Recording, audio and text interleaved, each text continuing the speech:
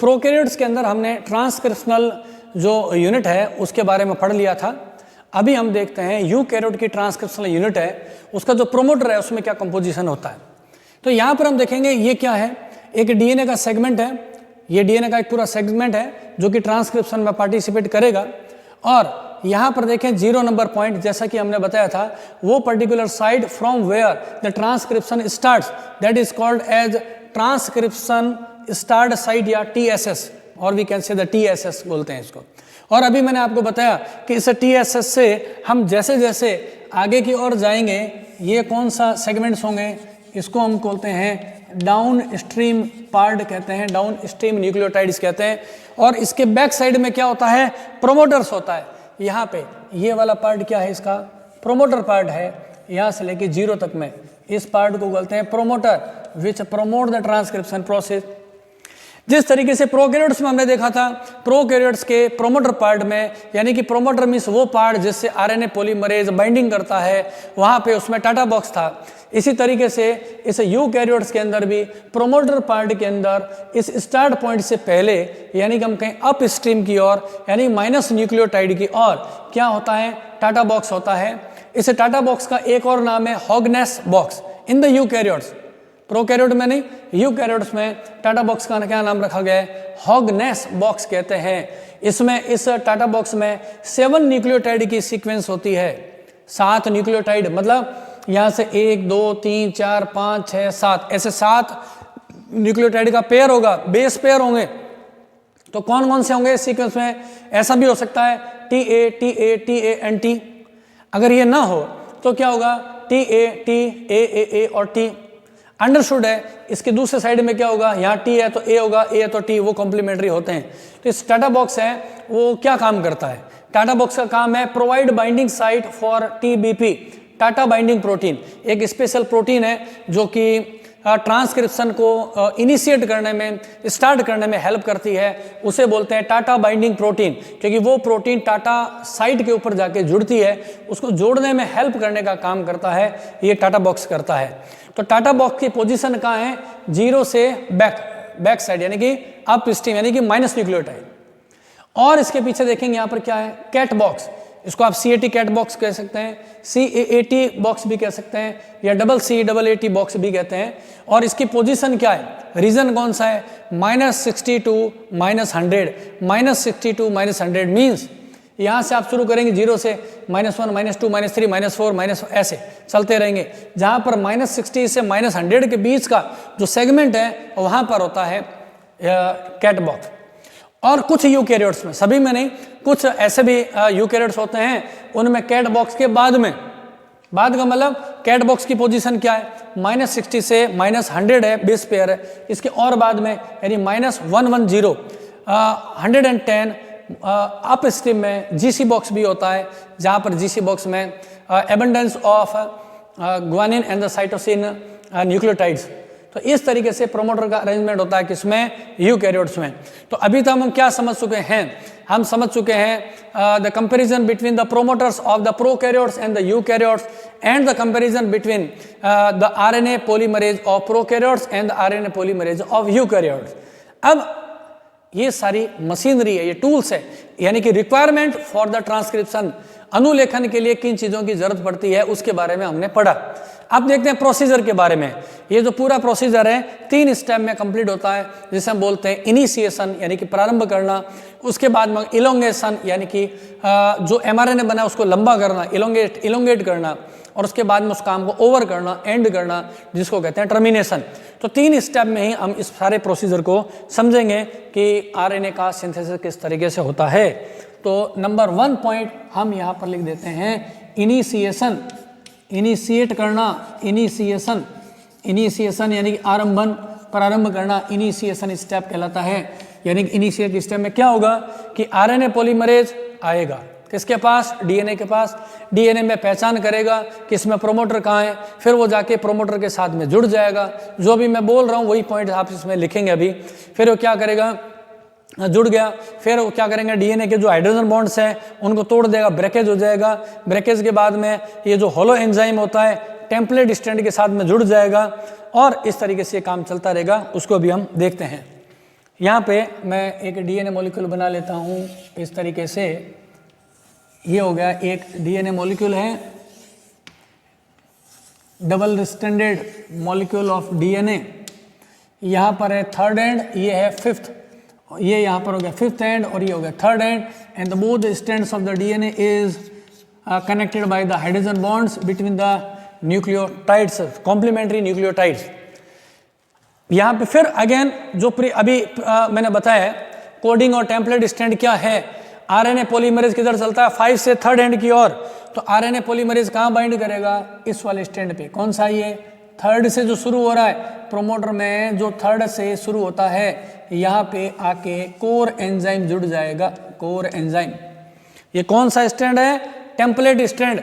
मैंने बताया था प्रोमोटर में वो डीएनए का स्ट्रैंड जो प्रोमोटर में थर्ड एंड से फ्री है, इस थर्ड एंड से, उसको हम क्या बोलेंगे, टेम्पलेट स्ट्रैंड है। ये देखिए यहाँ से घूम के आ रहा है और यहाँ से आ रहा है फिर यहाँ पे, तो मैं यहाँ नाम लिख देता हूँ। ये कौन सा है इसका, टेम्पलेट स्ट्रैंड। ये हो गया टेम्पलेट स्ट्रैंड है ये वाला। और इसका अपोजिट वाला जो एंड है वो कौन सा है, कोडिंग स्ट्रैंड है। ये है कोडिंग स्ट्रैंड है। तो यहाँ पे आके एंजाइम जुड़ जाता है, कौन सा, कोर एंजाइम। कोर एंजाइम का मतलब क्या हुआ, मैंने पहले से ही बताया था, यहाँ पर एक बार और लिख देता हूँ। कोर एंजाइम का मतलब है इसमें अल्फा यूनिट है, अगेन अल्फा यूनिट है, बीटा और बीटा डैश, ये 4 यूनिट है जिसको मिला के हम क्या बोलते हैं, कोर एंजाइम। ये वाला इसको हम क्या बोलते हैं, कोर एंजाइम, कोर एंजाइम। ये जुड़ गया। बेसिकली जो आरएनए का सिंथेसिस है, कंप्लीट आरएनए का सिंथेसिस काम कौन करता है, कोर एंजाइम बनाता है, जिसमें 4 सब यूनिट है, 2 अल्फा की, 1 बीटा और 1 बीटा डैश। 5वीं जो सब यूनिट बताइए सिग्मा, वो केवल इनिशिएशन में काम आती है, तो उसको भी जोड़ देते हैं इसके साथ में। यहाँ पे जुड़ गया है कौन सा, सिग्मा, क्योंकि आपने पढ़ा था प्रोकैरियोट्स के अंदर यूनिट्स के बारे में। ये कौन सी यूनिट है, ये वाली यूनिट है सिग्मा, सिग्मा फैक्टर, यानी कि सिग्मा सब यूनिट है वो भी जुड़ गई। तो ये एक कंप्लीट होलो एंजाइम बन गया।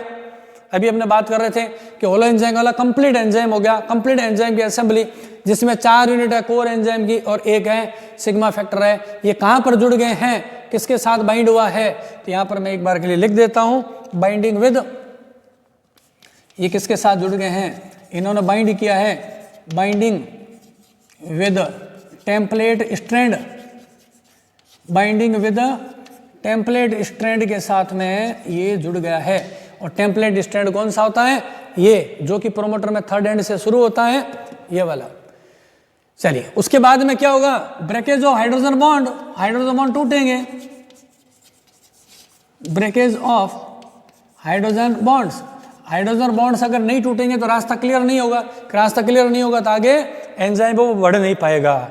उसके बाद में क्या होगा, आरएनए पॉलीमरेज अपना काम शुरू कर लेता है, पॉलीमराइजेशन, पॉलीमराइजेशन, बहुलीकरण की क्रिया स्टार्ट हो जाती है। यहाँ मैं एक बात पहले से क्लियर कर देता हूँ, जो हर बार मैं कहता आया हूँ, ये जो डिटेलिंग मैं दे रहा हूँ ये एनसीईआरटी के बच्चे और नीट जो एस्पिरेंट्स है उन्हीं को ध्यान में रखते हुए हैं, क्योंकि 12th एनसीईआरटी में एक सिंगल चैप्टर है जिसमें कंप्लीट मॉलिक्यूलर बायोलॉजी है, लेकिन पीजी की बात कर रहे हैं तो एक कंप्लीट पूरा पेपर है, एक कंप्लीट पेपर है मॉलिक्यूलर बायोलॉजी का। तो पीजी के बच्चे हैं अगर इसको पढ़ेंगे तो उनको बेसिक्स के बारे में इस लेक्चर से पता चल पाएगा।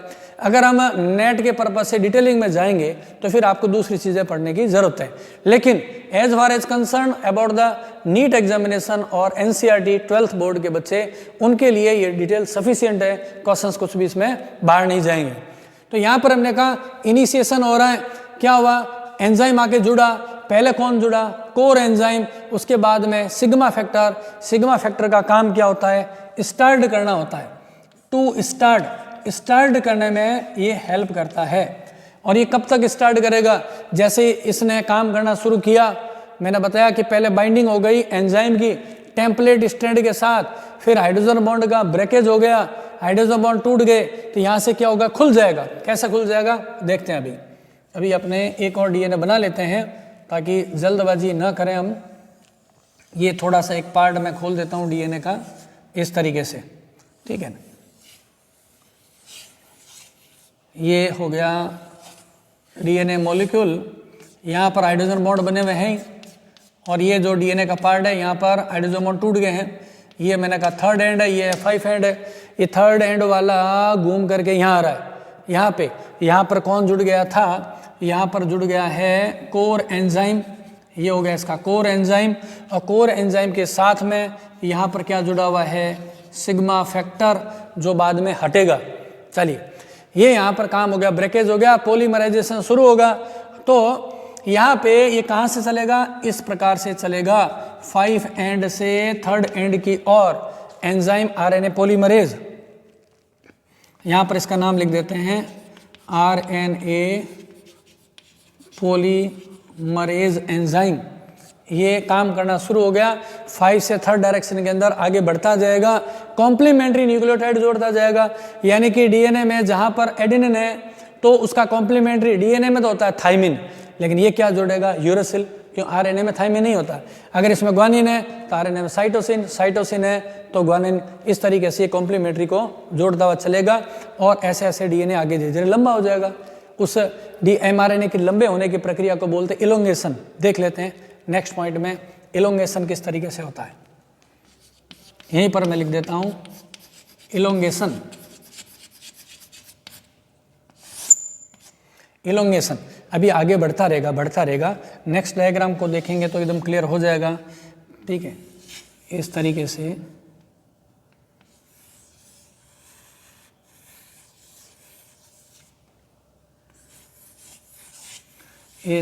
ये जैसे जैसे आरएनए का सिंथेसिस होता है वैसे वैसे आई जगह हाइड्रोजन बॉन्ड टूटते रहेंगे और पीछे के वापस बनते रहेंगे। यानी ये बीच में बबल बना हुआ है, ये बबल आगे की तरफ चलता रहेगा। ऐसा नहीं है कि पूरा डीएनए है, सारे स्टैंड है वो एक दूसरे से फ्री हो गए हैं, ऐसा नहीं होगा। ये हो गया थर्ड एंड और ये 5 एंड है। अब ये एंजाइम है, जब बढ़ता बढ़ता बहुत आगे पहुँच गया है, इस जगह पे लोकेशन पे आ गया है। और यहाँ से जब सिंथेसिस की बात करें तो यहाँ पे ऐसे एमआरएनए ये बनता रहा। ठीक है ना, एमआरएनए इस प्रकार से बनता रहेगा। यहाँ पर एमआरएनए का ये है 5 एंड, इंपॉर्टेंट ध्यान रखना है। और आरएनए का ये आगे का पॉइंट कौन सा है? ये थर्ड एंड। ग्रोइंग एंड कौन सा होता है आरएनए में? थर्ड एंड है, वो ग्रोइंग एंड है। ऑब्जेक्टिव क्वेश्चन में ध्यान रखते हैं।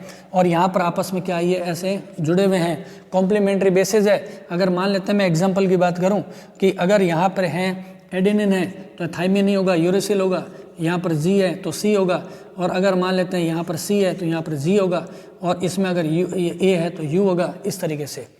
यानी कि यहाँ पे ये जो पार्ट है, यहाँ पर क्या ये हाइब्रिड है? ये क्या है? ये हाइब्रिड है, क्योंकि यहाँ पर एक स्टैंड तो कौन सा है? एमआरएनए का। एक स्टैंड है डीएनए का। ये वाला जो स्टैंड है यहाँ पे, ये वाला स्टैंड है, ये तो कौन सा है? डीएनए का स्टैंड है। यहाँ पे ये है डीएनए का स्टैंड है। और ऊपर क्या है? ऊपर की तरफ है आरएनए का स्टैंड है। ये वाला येलो वाला ये आरएनए का स्टैंड है और ये डीएनए का स्टैंड है। तो ये पार्ट क्या बन गया? हाइब्रिड बन गया। यहाँ पे क्या होगा? मैंने बताया, यहाँ पर डीएनए खुलता रहेगा, यहाँ पर डीएनए खुलता रहेगा और यहाँ पर वापस पैक होता हुआ चलेगा। तो ऐसे आगे की तरफ ये पूरी असेंबली चलती रहेगी। हाइड्रोजन बॉन्ड खुले, पहले इसकी ट्विस्टिंग खुली, हाइड्रोजन बॉन्ड टूटे, ये आगे चलता रहेगा, पीछे से वाइंडिंग होती रहेगी। और जब फाइनली जब किनारे पर ये पहुँच जाएगा तो ये पूरा सेपरेट हो जाएगा। इस तरीके से क्या होगा? डीएनए की लंबाई है वो बढ़ती रहती है। और जब ये डीएनए जैसे आरएनए पॉलीमरेज अपना काम करता जाएगा तो कई बार मिस्टेक भी हो जाती है, तो उसको हमें रीडिंग करना जरूरी है। उसको बोलते हैं प्रूफ रीडिंग। प्रूफ रीडिंग क्या चीज़ होती है उसको देखते हैं। प्रूफ रीडिंग भी इंपॉर्टेंट पॉइंट है, क्योंकि कई बार जब ये प्रोसीजर चलता है तो इसमें मिस्टेक्स भी हो जाती है। किस प्रकार से होती है मिस्टेक्स, ये भी देखते हैं। प्रूफ रीडिंग का मतलब क्या होता है? मैं बात कर रहा हूँ अभी प्रोकैरियोट्स की। प्रूफ रीडिंग है। प्रूफ रीडिंग कई बार नहीं होता। आपने किसी पन्ने को टाइपिंग किया, टाइप करने के बाद में रफ पन्ने पर प्रिंट लिया, उसके बाद में चेकिंग करते हैं उसको सही है या गलत है। फिर गलत हो गया तो उसको सही कर लेते हैं, उसको हम बोलते हैं प्रूफ रीडिंग करना होता है। तो जब यहाँ पर अगर कोई गलत मिसमैच्ड न्यूक्लियोटाइड आपस में जुड़ गया है तो प्रूफ रीडिंग करना जरूरी है। तो आरएनए पॉलीमरेज क्या करेगा? पीछे जाएगा, करेक्शन को करेगा और वापस आगे की तरफ बढ़ा लग जाएगा। इसको कहते हैं प्रूफ रीडिंग करना कहलाते हैं आरएनए की। तो हम ये बोलते हैं कि प्रूफ रीडिंग की जाती है, इसको हाइड्रोलाइटिंग एडिटिंग भी बोलते हैं। प्रूफ रीडिंग करना कौन करता है? ये करता है बाई आरएनए पॉलीमरेज, ये खुद ही करता है। RNA polymerase enzyme proof reading करता है और इसे हम क्या बोलते हैं? इसे बोलते हैं हाइड्रोलाइटिक एडिटिंग भी बोलते हैं, हाइड्रोलाइटिक एडिटिंग भी बोलते हैं प्रूफ रीडिंग करने को, ठीक है ना। और इस प्रूफ रीडिंग में एक फैक्टर हेल्प करता है जिसे बोलते हैं प्रूफ रीडिंग की क्वालिटी बढ़ाने के लिए, उसे बोलते हैं ग्री फैक्टर, GRE, ग्री फैक्टर, ठीक है। ये ग्री फैक्टर क्या करता है, ये एफिशिएंसी बढ़ा देता है, एफिशिएंसी बढ़ा देता है प्रूफ रीडिंग की, एफिशिएंसी बढ़ा देता है, एफिशिएंसी को इंक्रीज कर देता है। तो इस तरीके से प्रूफ रीडिंग की जाती है प्रोकैरियोट्स के अंदर, क्योंकि जब काम करते हैं तो कई बार मिसमैच हो जाता है, तो यहाँ पर प्रूफ रीडिंग का काम है RNA पॉलीमरेज के द्वारा कर लिया जाएगा। अब ऐसे ये चलता चलता चलता कहाँ पहुँच गया, लास्ट के अंदर। तो लास्ट में यानी कि जहाँ पे हमने बताया था ट्रांसक्रिप्शन यूनिट के अंदर टर्मिनेटर है, जहाँ टर्मिनेटर पहुँच गया वहाँ पर ये काम टर्मिनेट करेगा। तो ये काम रुकेगा कैसे, तो हमने 3 नंबर पॉइंट डाल देते हैं, टर्मिनेशन।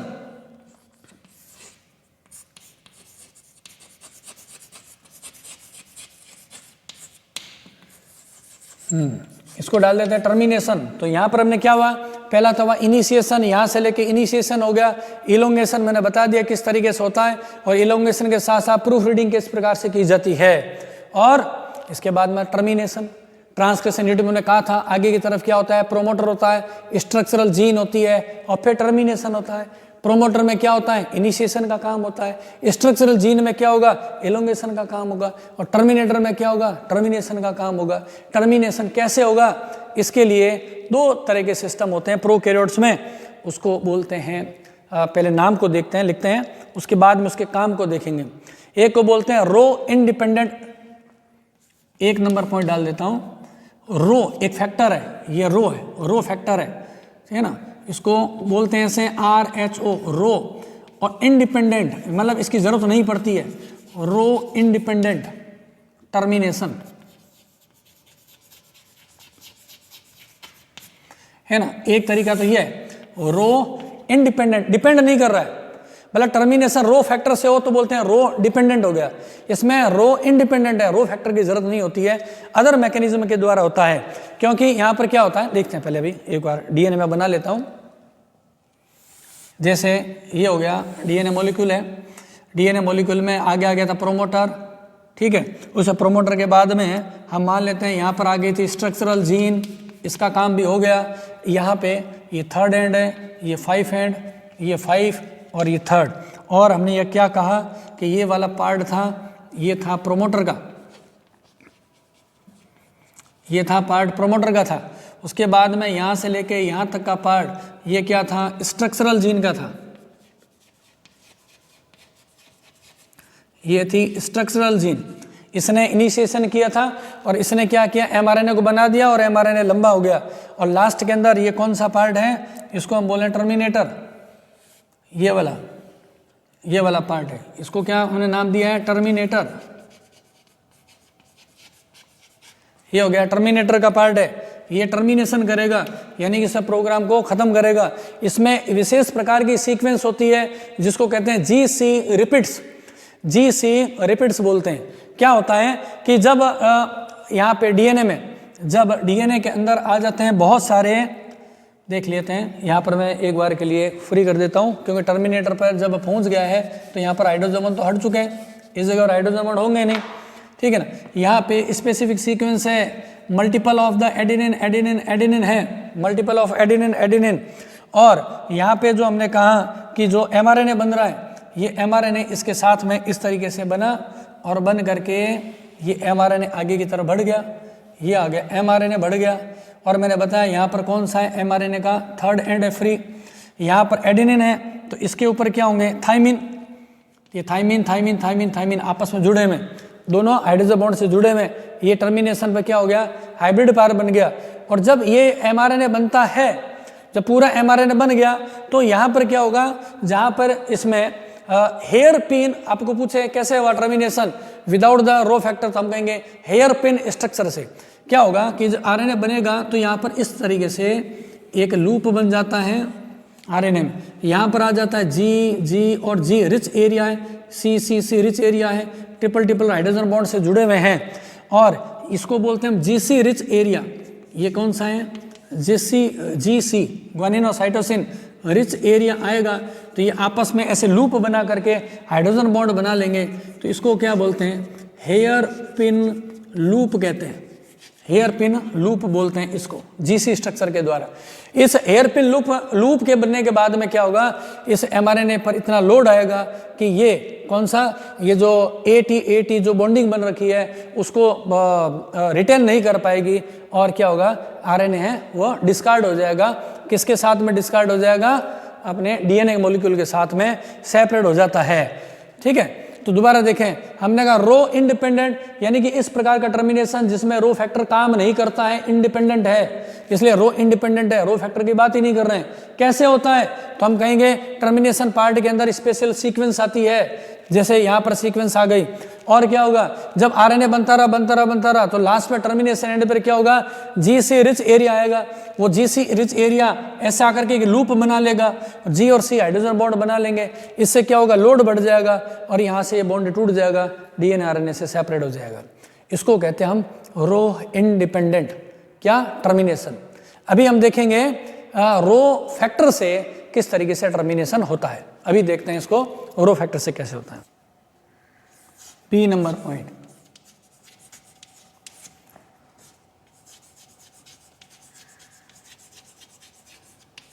रो डिपेंडेंट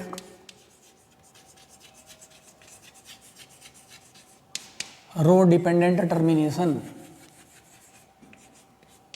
ये आ गया रो डिपेंडेंट है, यानी कि किसकी हेल्प से होगा कि टर्मिनेशन, तो हम सिंपल सी बात कहेंगे by the rho factor, RHO, rho factor की हेल्प से होगा। रो फैक्टर के अंदर क्या होता है, तंगे रिंग शेप्ड है ना, ये एक प्रोटीन है, कैसी है, रिंग शेप्ड, ये क्या होती है, रिंग शेप्ड की प्रोटीन होती है।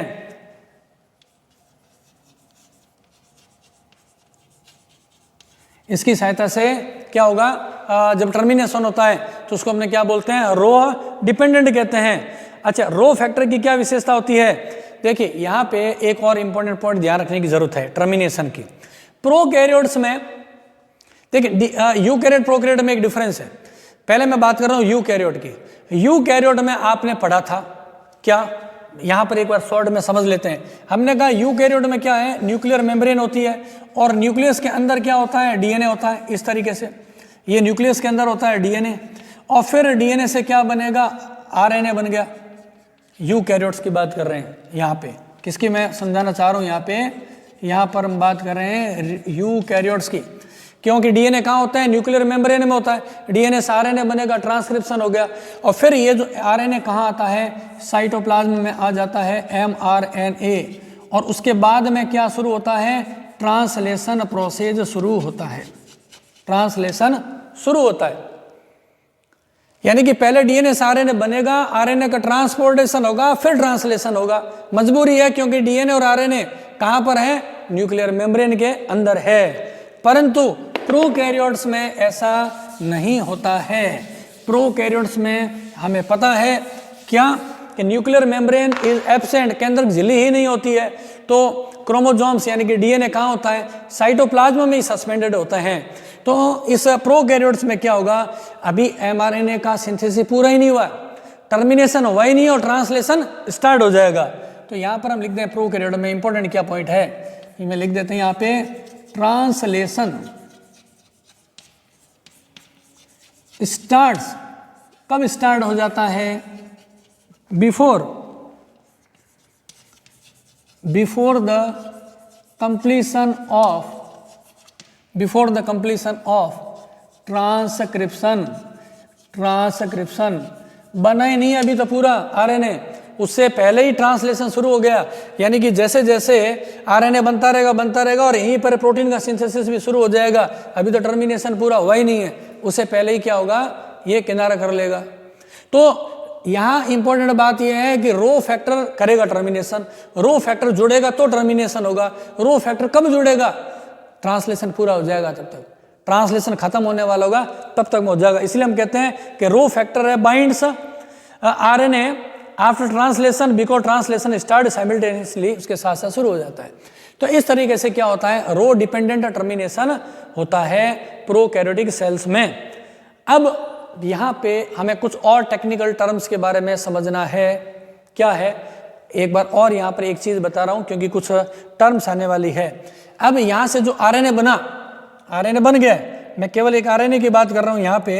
अभी मान लेते हैं कि ये एक आरएनए बन गया है, न्यूली सिंथेसाइज्ड आरएनए बन गया और इसका क्या हो गया है, टर्मिनेशन हो गया। ये इसका 5 एंड है और ये यहाँ पर 3rd एंड है, 5 एंड और इसका क्या हो गया, 3rd एंड है।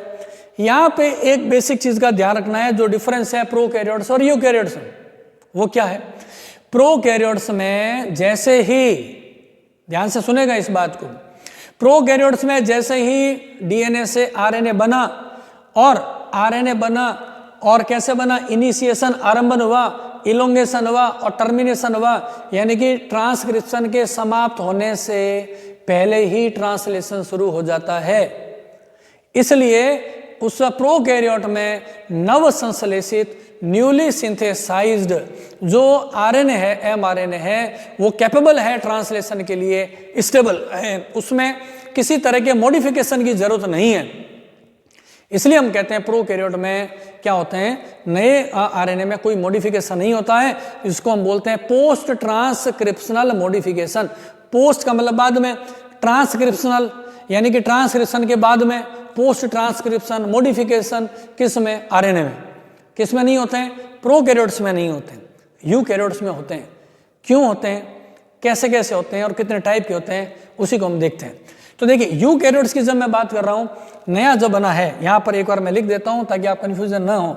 यहां पर मैं किसकी बात कर रहा हूं, यूकैरियोट्स की बात कर रहा हूं। यूकैरियोट्स में जब नया बनेगा आरएनए, इस आरएनए को हम क्या बोलेंगे, प्राइमरी ट्रांसक्रिप्ट, प्राइमरी ट्रांसक्रिप्ट बोलते हैं।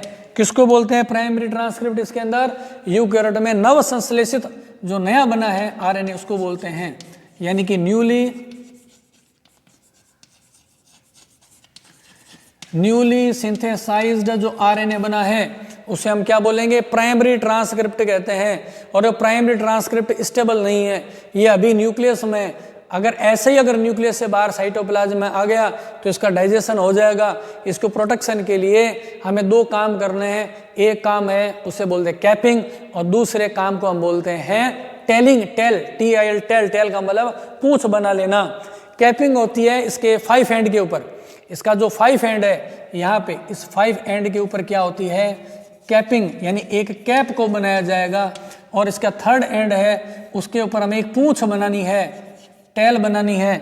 और टेल किस किस चीज़ की है, टेल है poly A residues, poly A residues, यानी कि एडेनिन एडेनिन एडेनिन, बहुत सारे एडेनिन बन जाएंगे तो एक टेल का निर्माण हो जाएगा। और पॉलीमरेज एंजाइम से टेल बनती है, इसमें 200 से 300 ये जुड़ जाएंगे, 200 से 300 क्या जुड़ गए, एडेनिन वाले न्यूक्लियोटाइड से जुड़ गए, 200 से 300, ठीक है ना। ये इसके पीछे लगेंगे यहाँ पर 3rd एंड के ऊपर ए ऐसे एडिनिन एडिनिन एडिनिन न्यूक्लियोटाइड है, 200 से 300, एक पूंछ बन गई है। एडिनिन ज्यादा है तो नाम हो गया पॉली ए रेजिड्यूज की टेल है। किससे बनी है टेल, वही नाम खुद बता रहा है, पॉलीमराइजेशन से बनी है। बहुलीकरण, किसका बहुलीकरण, एडिनिन का, यानी एंजाइम्स यहाँ पर, इसको बनाने के लिए एंजाइम कौन सा काम आएगा, इसको बनाने के लिए जो एंजाइम काम आता है उसको हम कहेंगे पॉलीमरेज। इस एंजाइम को कहेंगे पॉलीमरेज। तो एग्जाम में पूछ लेते हैं कि पोस्ट ट्रांसक्रिप्शनल मॉडिफिकेशन यूकैरियोट्स में होता है, ठीक है ना। टेल कहां बनती है, तो हम कहेंगे 3rd एंड पे या 5 एंड पे, 3rd एंड को ध्यान रखना है, ठीक है ना। किस चीज की टेल बनी हुई है, हम कहेंगे एडेनिन रेजिड्यू ज्यादा है, पॉली ए, कितने हैं, 200 से 300 है। कौन सा एंजाइम रेस्पॉन्सिबल है इस टेल को बनाने के लिए, तो नाम खुद बता रहा है पॉली एडेनिन, यानी पॉली ए पॉलीमरेज। अब यहाँ पर बात करते हैं कैपिंग कहाँ हो रही है, कैपिंग हो रही है 5 एंड पे। क्या जुड़ता है, मिथाइल गुआनोसिन ट्राइफॉस्फेट की कैप होती है। किसकी होती है,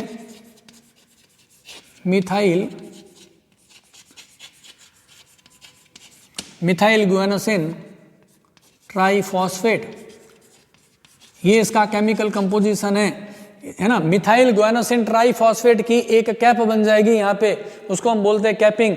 कैपिंग को करने वाला, प्रेरित करने वाला एंजाइम का नाम क्या है? गुआनिल ट्रांसफरेज एंजाइम। एंजाइम्स का नाम, एंजाइम कौन सा है? हम कहेंगे गुआनिन से बना है,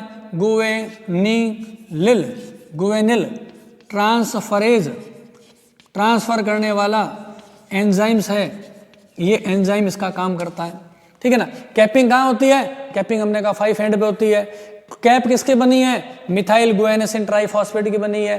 किस एंजाइम ने बनाया? हमने कहा गुआनिल ट्रांसफरेज एंजाइम। टेल कहाँ बनती है? 3rd एंड पे। किस चीज की है? पॉली ए की है। किसने बनाया? Poly A polymerase. 2 काम तो हो गए। ये कब हो रहे हैं? ट्रांसक्रिप्शन के बाद में, इसलिए इसे क्या बोलते हैं? पोस्ट ट्रांसक्रिप्शनल मॉडिफिकेशन कहते हैं, पश्च अनुलेखन प्रक्रिया है। अब बीच में भी क्या है, यूकेरियोट्स में कई बार दिक्कत आती है। क्या होता है? कुछ इंटरप्टेड पार्ट बन जाते हैं इसमें, इंटरप्टेड, अनएसेंशियल, अनयूजुअल, जिसका यूज नहीं है। जैसे मान लेते हैं इस तरीके से अनयूजुअल जो डीएनए थे, जो डीएनए का जो सेगमेंट था उसकी भी कॉपी बन गई यहाँ पे। ये हमारे काम का ही नहीं है। हमारे काम का कौन सा पार्ट है आरएनए में? 1, 2, 3 एग्जाम्पल के लिए बता रहा हूँ। ये वाले हमारे लिए यूजफुल पार्ट है, ये वाले अनयूजुअल पार्ट है, इसको हमें हटाने की जरूरत है। तो इनको बोलते हैं इंट्रॉन बोलते हैं। इंट्रॉन टर्म को ध्यान रखेंगे, यहाँ पर मैं लिख देता हूँ, ये क्या चीज है? इसको बोलते हैं इंट्रॉन। टर्म्स को ध्यान रखने की जरूरत है। इंट्रॉन क्या है? तो हम कहेंगे अनयूजुअल पार्ट्स है, अनयूजुअल,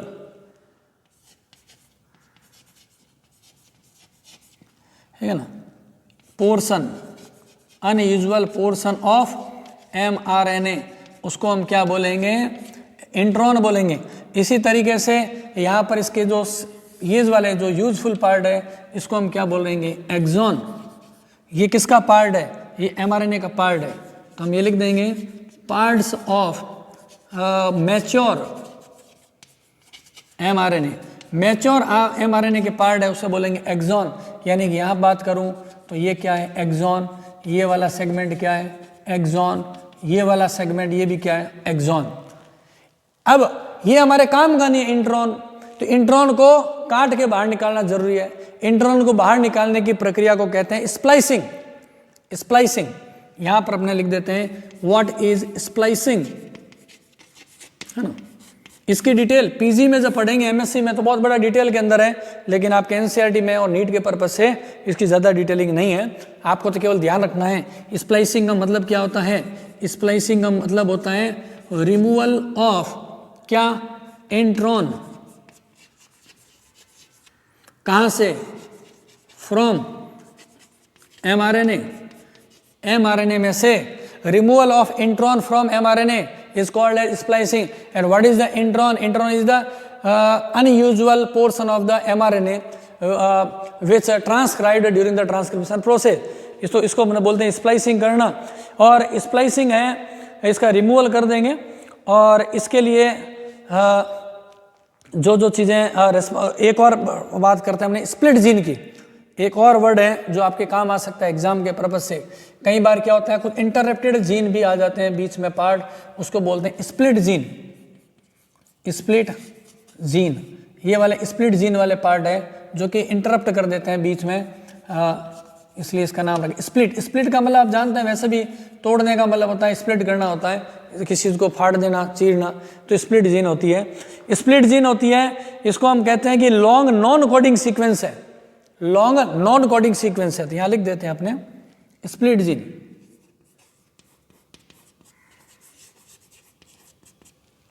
क्या होती है? लॉन्ग नॉन कोडिंग, ये कहता है लॉन्ग नॉन कोडिंग सीक्वेंसेज होती है, ठीक है ना। और अभी इसकी डिटेल को और देखते हैं और क्या क्या चीजें हैं। तो जो स्प्लिट जीन होती है जिसकी हमने बात कर रहे हैं, ये स्प्लिट जीन, तो स्प्लिट जीन नाम में होता है, स्प्लिट का मतलब होता है दो हिस्सों में उसको डिवाइड कर देना। तो ये नॉन कोडिंग है, सीक्वेंस है, मतलब इसको कोड नहीं किया जाता है। और इसकी डिस्कवरी करने वाले वैज्ञानिक हैं फिलिप्स, एलन और शार्प। इन्होंने स्प्लिट जीन की डिस्कवरी की थी और इसके लिए इन द 1993 इन्हें नोबेल प्राइज है वो मिला था रिसर्च के लिए। तो ये इस तरीके से अपना सारा ट्रांसक्रिप्शन का प्रोसेस है। ट्रांसक्रिप्शन के प्रोसेस को समझने के लिए देखिए, रेप्लिकेशन, ट्रांसक्रिप्शन, ट्रांसलेशन, आप 11th और 12th के जो बच्चे होते हैं इनके पहली बार मॉलिक्यूलर बायोलॉजी का सब्जेक्ट लगता है, तो इसलिए इन टॉपिक्स को समझने में थोड़ी सी इनकी दिक्कत आती है। लेकिन जैसे जैसे आप इनके कॉन्सेप्ट को समझेंगे तो डिटेलिंग में भी अपने चलते रहेंगे। ये सारे जो पॉइंट्स हैं इसके आपको नोट्स जो PDF फॉर्मेट के अंदर है, जैसे ही ये चैप्टर पूरा कंप्लीट हो रहा है उसके बाद में डिस्क्रिप्शन के अंदर जब आप लास्ट के अंदर देखेंगे तो PDF फॉर्मेट में आपको इसके नोट्स मिल जाएंगे, जिस पे गूगल ड्राइव का एक लिंक दे रखा होगा जिसको आप क्लिक करके डाउनलोड कर सकते हैं, हिंदी मीडियम के बच्चों के लिए भी और इंग्लिश मीडियम के बच्चों के लिए भी। और साथ में ऑब्जेक्टिव क्वेश्चंस है वो भरपूर मिलेंगे आपको, बैक ईयर के, नीट के एग्जामिनेशन के, और इन टेक्स्ट क्वेश्चन हो गए, और NCERT की बुक में जो चैप्टर एंड होने के बाद में जो NCERT क्वेश्चंस होते हैं अनसोल्व्ड है उनका सॉल्यूशन भी आपको इस तरीके से पूरा मिल जाएगा। तो ये सारा अपना ट्रांसक्रिप्शन की बात कर रहे थे। इसको आप बार बार पढ़ेंगे, रिलैक्स में पढ़ेंगे, जरूरत पड़े तो इस वीडियो को थोड़ा स्लो करके भी आप देख सकते हैं, नोट ना करें, पहले कम से कम इसको 2 बार 3 बार 4 बार इस वीडियो को जब बार बार आप देखेंगे तब जाकर के फिर टॉपिक समझ में आना शुरू होगा। नोट करने का काम बाद में कीजिएगा, क्योंकि टॉपिक को कॉन्सेप्ट के साथ समझना ज़्यादा तरीके से होता है। तो नए बच्चे हैं वो इंटेलिजेंट होते हैं ड्यूरिंग द इवोल्यूशन प्रोसेस। ये देखा गया है कि जैसे जैसे अब इवोल्यूशन प्रोसेस चल रहा है वैसे वैसे क्या हो रहा है, फिजिकली तो हम वीक होते हैं लेकिन क्या होता है मेंटली स्ट्रांग हो रहे हैं। तो आप लोगों की ब्रेन की जो फ्रीक्वेंसी है वह पुराने लोगों की तुलना में बहुत फास्ट है। तो इसलिए आप इन टॉपिक्स को रिलैक्स में देखेंगे तो आप समझ पाएंगे, बहुत कोई रॉकेट साइंस नहीं है जिसमें आपको कोई चंद्रयान में जाने की ज़रूरत है, ईजी सब्जेक्ट है। Thank you.